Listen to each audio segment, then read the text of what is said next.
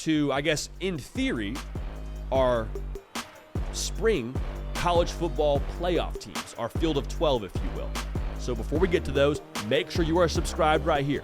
College football, nothing but college football all year long. Want y'all dialed in. Follow me on Twitter. Follow me on Instagram at JD Pakel. I'm sure there will be some disagreements with this top 12. That's more than fine. We welcome that. We love and appreciate that. Get at me on there, and we'll have a good discussion. At number 12, in our post-spring, post-portal, top 25 and top 12 in this fashion, I got the Penn State Nittany Lions. If you're a Penn State fan, you've been sitting back for a while now. You've been listening to the slander, kind of had your arms folded, just kind of biting your tongue, nodding your head, and saying, just wait. Just wait. This upcoming season for us, we're ready. We've been keeping receipts. We're ready for it. This year has been a year they've circled for a while because of the young talent they've had in-house. Drew Aller going into year 3. Nick Singleton, Katron Allen, Abdul Carter, all 4 of those cats going into year 3. Part of a really solid recruiting class that James Franklin's put together. They're banking that this is the year that it all comes together and they hit it big and they win a whole lot of games. They make it to the college football playoff. They were saying that when it was a 4-team playoff. They have some new coordinators, all right? They have Tom Allen, previously the head coach at Indiana. He's now the new DC. And they got Andy Koltanecki, who is the OC at Kansas. I have no reservations about the defense. Doesn't matter if it's Manny Diaz. Doesn't matter if it's Tom Allen. Personnel is too good for my money for them to underachieve. I think the run game is going to be nasty because of the 2 dudes I just mentioned. Nick Singleton, Katron Allen, arguably one of the better backfields in all of college football. Andy Koltanecki, to me, was a really good addition for them offensively because you look at what they didn't do last year. They weren't explosive, right? Like, it was water on fireworks. It wasn't explosive. They averaged 6.7 yards a pass last year. Good for 86th in the country. Andy Koltanecki at Kansas, see what he did? Check the resume. They averaged 10 yards of completion, or 10 yards an attempt, rather, at Kansas. It's good for number 2 in the country. So I'm not saying it's going to be a seamless transition, but I do think there's some cause for optimism there. I'm curious about who's making plays on the perimeter for Drew Aller. Keandre Lambert-Smith has gone to Auburn via the portal. You bring in Julian Fleming. We'll see how that translates.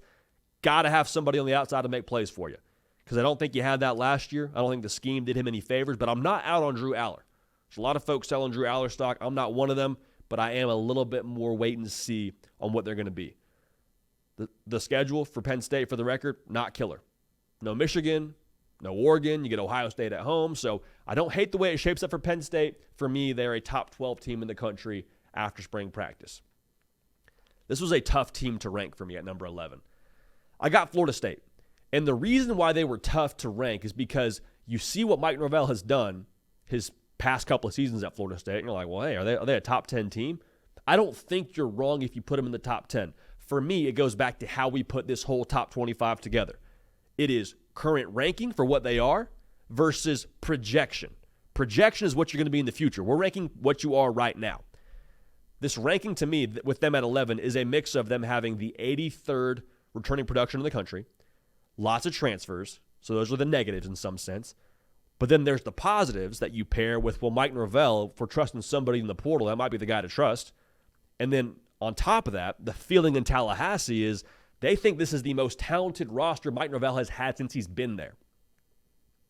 Period, mic drop, the end. And that's not just like a one-off thing you hear on a message board over at War Chant. That's like across the board, hey, this team's going to be really freaking good.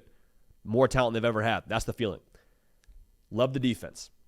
Yes, you lose Braden Fisk, lose Jared Verse, Patrick Payton, he's still there. Josh Farmer, they love. Darrell Jackson, they love. Marvin Jones Jr. from Georgia, they feel really excited about. I love the backfield. Keziah Holmes, Roydell Williams coming over from Bama. Got some dudes now to carry the mail. Can DJU just run the show? Can he just put it in cruise control, get the boys in the carpool lane and just run the show and keep us out of traffic and keep from having this start-stop situation offensively? Keep us out of traffic. If he can be 25 touchdowns, 5 picks, right around 5 rushing touchdowns, I think that's going to be more than good enough. And here's the thing. That's about what Jordan Travis was at Florida State. Jordan Travis was a tremendous leader, made great plays with his legs, got the ball to the right person. But like from a stat sheet perspective, Jordan Travis wasn't like lighting it up every single Saturday. That's no shade on Jordan Travis. I'm just trying to paint the picture here. If you are a Florida State fan, you don't need to ask for the moon and stars from DJU. Just like, hey, DJ. Hey, DJ. That's my DJ. Okay, but you need to make sure you go with the right place with the football. That's the thought. DJ, get us in the right spot, go to the right place with the football, and we'll be in good shape. Schedule is intriguing now. You got the DJ U Bowl in Tallahassee when Clemson comes to town, and then you're at Miami, at Notre Dame, and you finish with Florida at home. Those are the big four that I got circled if you're Florida State. If it's a prediction, I might have them a little bit higher, but I got Florida State at 11 for us right now. At number 10, we got Missouri. Led by Mr. Brady, let him cook. Man, to be real, this might be the swaggiest team in college football based on an attitude perspective, and it all starts at the top with Coach Drink. Like, we had him at SEC Media Days sit down with Andy Staples, and so the way SEC Media Days works, it's a big radio row, it's a big hustle and bustle. People are moving around from table to table, station to station, and as Eli Drinkwitz sits down at the table, I peep his shoes, and my guy is wearing like chrome gold, I forget if they were Dunks or Jordan 1s. Like, he was stepping in something there, man. Like, he was feeling confident based on wearing those shoes. And so I think his team embodies that. Brady Cook brings that to the table. Luther Burden may very well be the best wide receiver in college football. They bring back 79% production from last year's offense that scored 32 points a game. They bring back 68% production as a whole team that won 11 games last year and won the Cotton Bowl and beat Ohio State. Now, my big question is, can you recreate the magic? All right, can we go to Hogwarts, take a few classes, and get the magic on track, keep it rolling? You won 4 games by 1 score last year. That's tremendous. You never apologize for getting the dub, but I'm curious how that translates from one year to the next. Schedule isn't wild now. Schedule's a lot of things, but wild's not one of them. No Georgia, no Texas, no LSU. Auburn could be a little bit sneaky, so we'll keep an eye on that, but you're at A&M, at Bama. You get Oklahoma at home. Those are the 3 that I would watch most closely. For me, Missouri, based on what they did last year, what they got coming back, the swag. I mean, I love the attitude of the team. I'll just be real here. Top 10 team in the country for me after spring practice. This is a team that's going to be fun to watch this upcoming season, man. At number 9, Marcus Freeman and the Notre Dame Fighting Irish. And what Marcus Freeman has said since he's gotten to South Bend has been saying, hey, challenge everything. Challenge everything from the way that we do things schematically, from what we do during the offseason, the way we do things on game day. We're going to challenge everything to make sure we get to the very best version of ourselves. And coaches have sayings all the time, man. Like, every coach has a saying. They'll put on a T-shirt. They'll throw on the wall. For Marcus Freeman, it ain't just a T-shirt. It's not, based on how he's operated since being the head coach at Notre Dame. Last season, you could roll into the year with Tyler Buckner if you want to. He says, no, I'm going to go to the transfer portal, get Sam Hartman, challenge everything. We'll be better. We'll roll with him. It is what it is. Cold world, no blanket. This year, you could go back to your depth chart, see what you're going to have there, and say, all right, hey, is C.J. Carr good enough to play as a true freshman? Do we roll that way? Hey, we like Angeli. He looked good in the bowl game. We roll with him. Goes and gets the guy from Duke and Riley Leonard. He's dinged up during spring ball, but still he's going to be a guy for you. They upgrade at quarterback is my feeling. I like the defense, especially the secondary. Xavier Watts, Benjamin Morrison. A lot of schools would absolutely kill to have one of those dudes on the roster. They got both of them. The game changer for me offensively is what they have at the skill positions. Like that wide receiver room, they went to the portal and got themselves some extra juice. Chris Mitchell, Jaden Harrison, both absolute studs for you. Bring some more speed to that room. Jeremiah Love is a running back that can catch it for you out of the backfield. He's great between the tackles. Love the way he gets downhill. He might be the best running back in America that nobody's talking about. Going to introduce himself in a very real way to the entire country. So just quick heads up, he's going to be a dog for you. Mike Denbrock's got the boys buzzing because you saw what he did at LSU last year. You saw how many points a game they scored and what he did with Jaden Daniels and the fact they had 3 first-round picks on that offense. Like, Notre Dame's going to be very, very tough to beat if they're able to translate even a version of what he was last year at LSU under Mike Denbrock to what they are this upcoming season at Notre Dame. They can bottle that up, carry that over. Going to be a lot of fun to watch them. They're at A&M week 1. That'll be a movie. Florida State at home and at USC are the ones that I would watch most closely for Notre Dame. Outside of that, though, I don't see a ton of games where Notre Dame's going to have like this tremendous roster discrepancy from what they're playing against. Like most games, Notre Dame should have the talent roster advantage.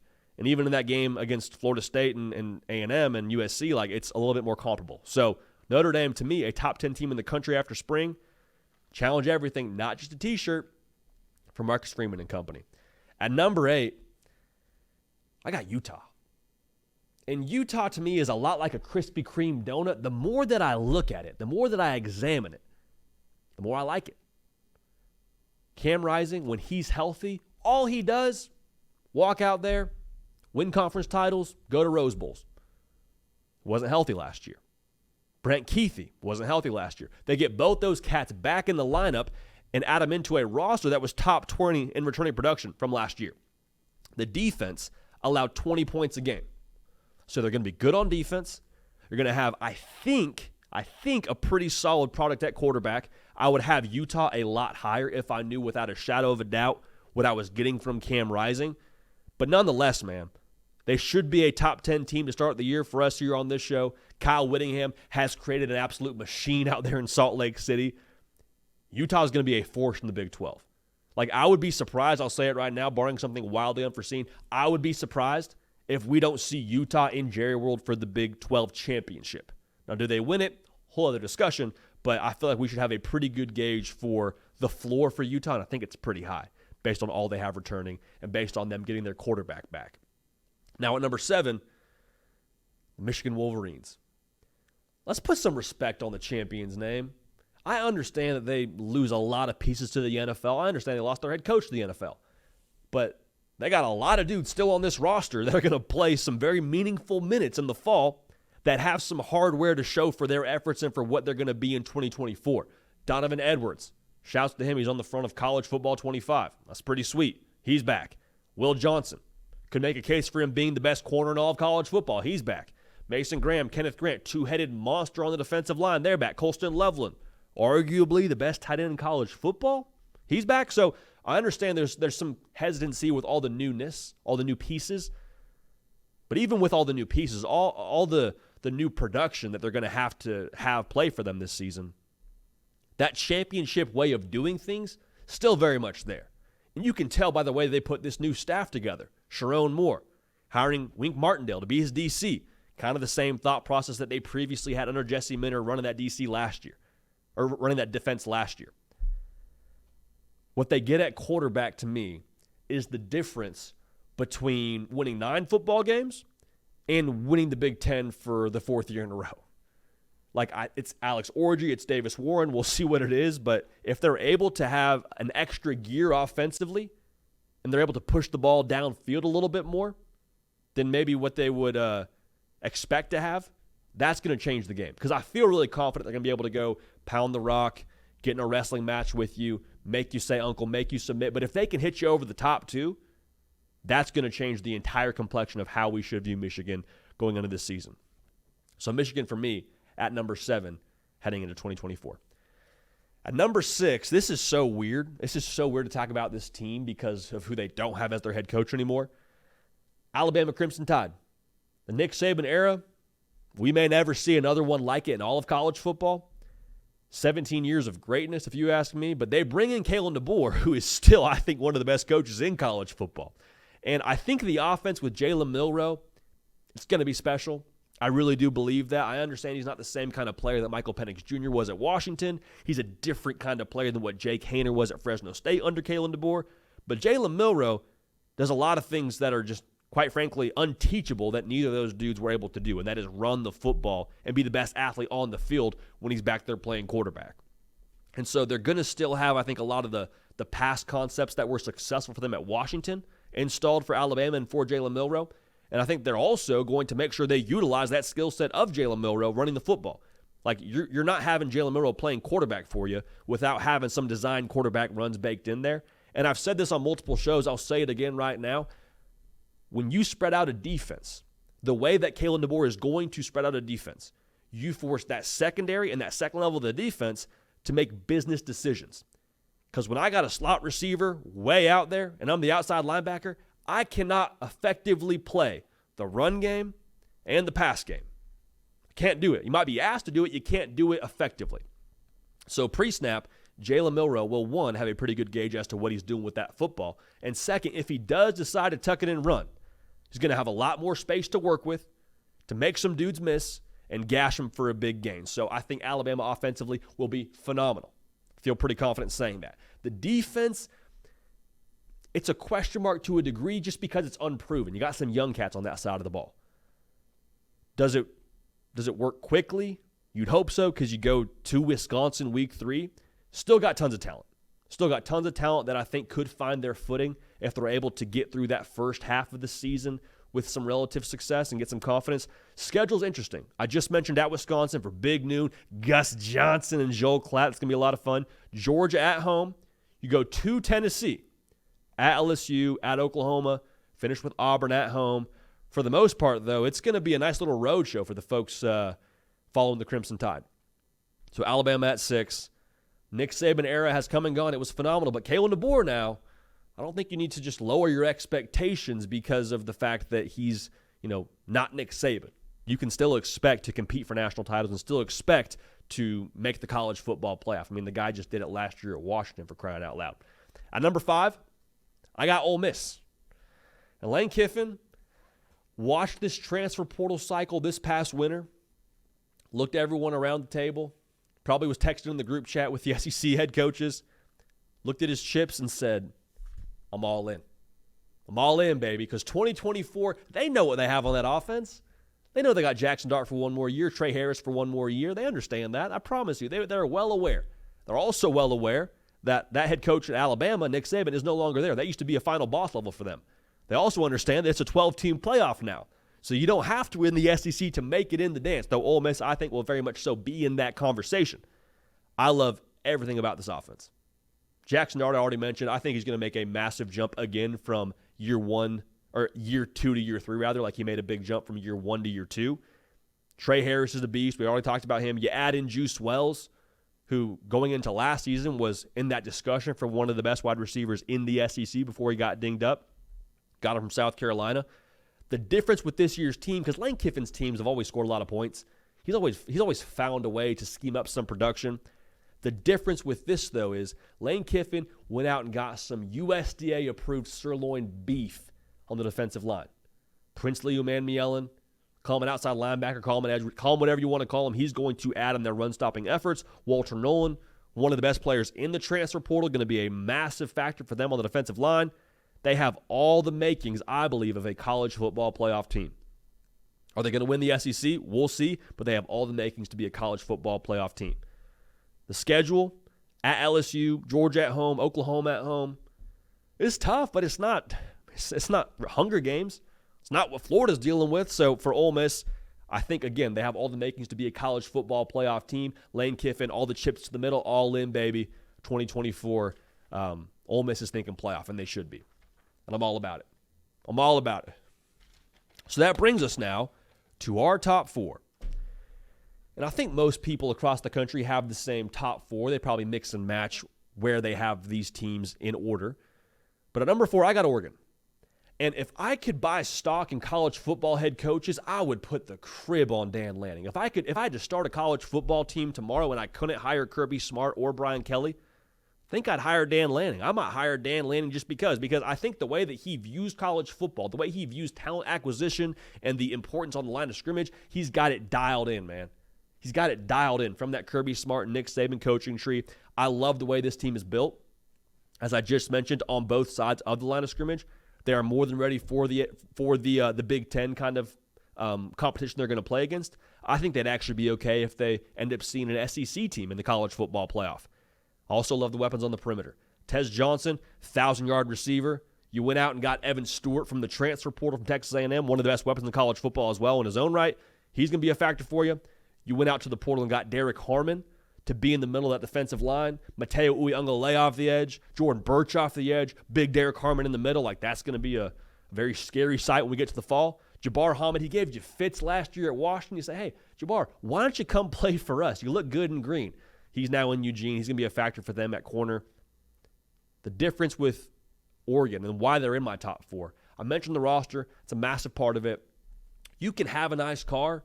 You can have good tires on it, a good engine, but if you don't have the right driver, then what do you have it for? Dillon Gabriel is the one that makes this whole thing go. The fact that he has an RPO background is going to allow him to have success very quickly at Oregon. Because the RPO, we've talked about it multiple times on this show, you have to make decisions very, very quickly.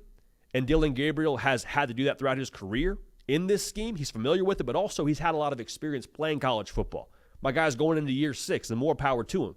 What I'm trying to say here is he's not going to be overwhelmed really in any situation, in my opinion, in any game that Oregon's in.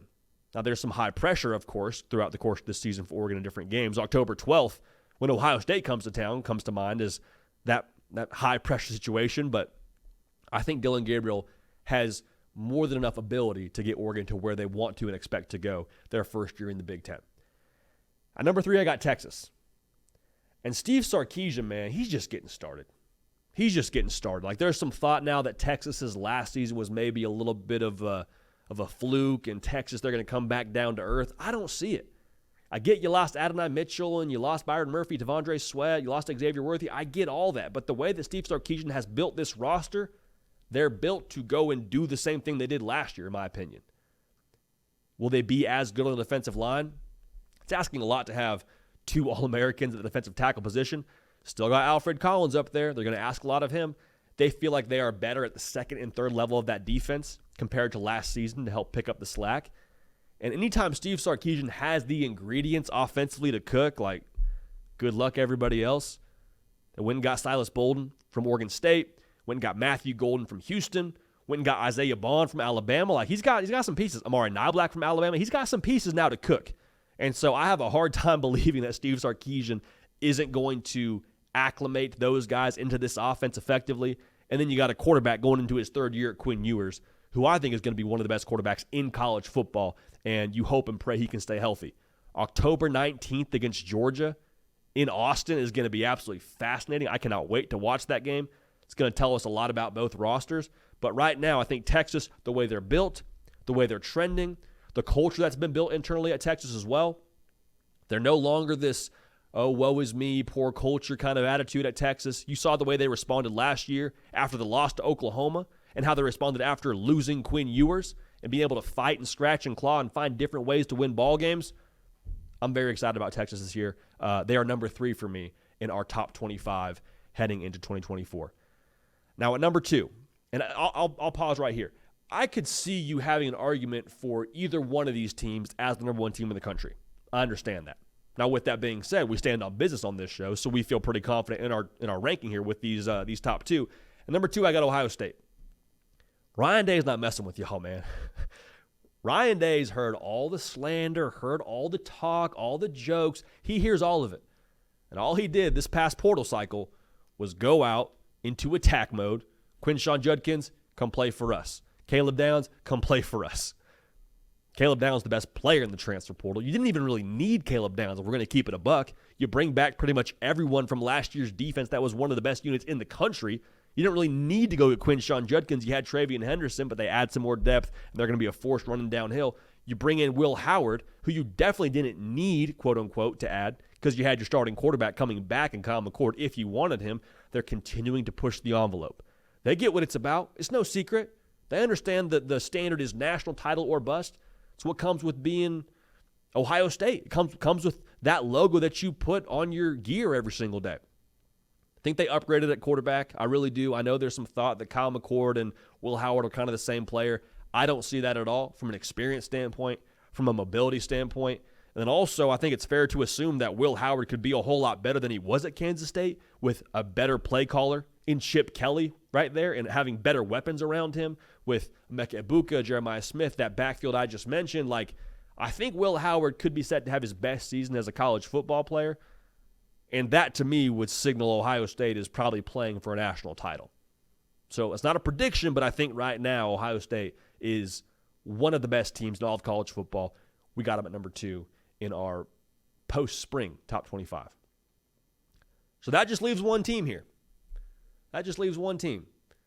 And that is the Georgia Bulldogs are the number 1 team for us after spring ball and after the portals kind of settled down in the entire country. And Georgia, there's the obvious things with them, right? The roster itself is enormously talented. I think them and Ohio State have a pretty good amount of distance between them and the rest of the country. The defense, it's Kirby Smart. Like, is that a fair explanation, a fair analysis for what that defense is going to be? It's Kirby Smart. You got Smile Munden back. That linebacker room is going to be disgusting with C.J. Allen. Michael Williams is going to make a whole lot of money in the NFL as an edge. They got some dudes, all right? The offensive side of the ball is where it really gets interesting to me because Carson Beck is the best quarterback in college football. I'm fine saying that. The thing with him, though, he gets another year in the system where he completed over 70% of his passes last year. Now, you don't have Brock Bowers. It's not ideal to not have Brock Bowers, regardless of who you are, but they did go out and add Colby Young, London Humphreys. Dom Lovett gets another year in the system, and he popped in that spring game. Trevor Etienne is back there for you at running back. You got Roger Robinson. Like, there's just so many pieces offensively for Georgia to be dominant. And it starts up front with that offensive line. The buzz in Athens is they feel really good about those big boys up front, man. Like, they think they have as good a unit as they've had in some time, I believe, out there in Athens by how they're talking about them. Georgia's going to be a force.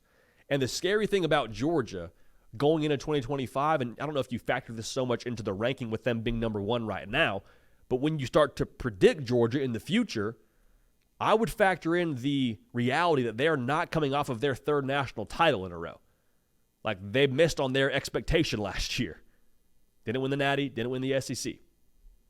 So right now, Kirby Smart isn't having to tell these guys, like, hey, people are saying we're going 8-4, 7-5. Nobody really bought into that anyway. But they understand, like, a lot of these guys came back, Carson Beck most notably, because they want to win their own national title. A lot of these guys have been on those teams, probably played a role in some of those national titles, but they want to win it as a starter. They want to play to their standard internally at Georgia. So Georgia, from a roster perspective, from a coaching staff perspective, continuity perspective, weapons perspective, they are, to me, the best team in the country after spring practice. So we'll recap this top 12 for you. We've kind of gone through the top 25 here, but we'll go through just the top 12 for you. At 12, we got Penn State. 11, we got Florida State. At 10, we got Mizzou, one of the swaggiest teams in the country, if you're asking me. Notre Dame at 9, Utah at 8, Michigan at 7, Alabama at 6, Ole Miss at 5. I got Oregon at 4, Texas at 3, Ohio State at 2. Ryan Day's on a mission, and Georgia is in hunting mode yet again, the number one team in the country for us after spring practice. The Hard Count is being brought to y'all by our friends over at Rowback. Now, Rowback is a company that supported this show for some time now. Even when we were doing it in Waco, Texas, they were with us. They're with us here as we're doing it now at a national level in Nashville, and we appreciate them tremendously for that. Rowback has got you taken care of pretty much for whatever you need on a game day. And I understand now weather is getting a little bit more warm, heating up a little bit. And some of these polos, man, like, let's just call a spade, not comfortable, easy to sweat through, not super durable. Rowback, not an issue. Moisture wicking technology, got some stretching material on it there. It's comfortable, going to last you the entirety of a hot game day, going to last you the entirety of a hot day on the golf course. Whatever you're using the polo for, Rowback, probably the best way to go about it. In fact, no, I know it's the best way to go about it. Also, they got a lot of other products to get you rolling into summer, from swimsuits to shorts to, I mean, you name it, they got it. So also business pants, if you want to wear some of those, joggers, if you want to wear some of those, Rowback, they got you covered. Also, worth noting, Rowback leading the NIL charge when it comes to the entire sphere around college sports. Signed guys like Jalen Milroe, Kate Klubnik, Nick Singleton. Like, they've had a pretty large hand in the efforts on the NIL front for those guys and for other athletes alike. So here's what we're going to do. Use code JD at rowback.com for 20% off your first purchase. Again, that's code JD, no periods, at rowback.com for 20% off your first purchase. That's spelled RHOBACK.com. Go ahead and use that code.